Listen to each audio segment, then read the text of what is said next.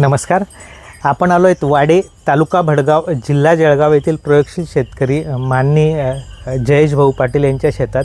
जयेश भाऊंनी त्यांच्या केळी या पिकात जिवंत जीवामृताचा प्रयोग केला होता.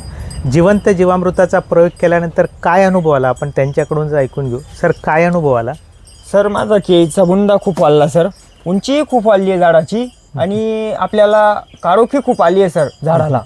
आणि जो माल आपल्याला एक्सपोर्टला लागतो सर, तो जिवंत जीवामृतने माझा वादाही खूप वाढला आणि उंची खूप वाढली आहे सर झाडाची. आणि माझ्या अगोदर मी केळीला सोडण्याच्या अगोदर माझा बाग असा रुखट होता उन्हाचा. पण जेव्हा तुम्ही सांगितलं सर जिवंत जीवामृतचा प्रयोग केल्यानंतर माझा बाग आहे ना, म्हणजे खूप तंदुरुस्त आहे सर. आता बघण्यासारखा म्हणजे हिरवागार आहे आणि उन्हापासून त्याला काही हरकत नाही आहे सर.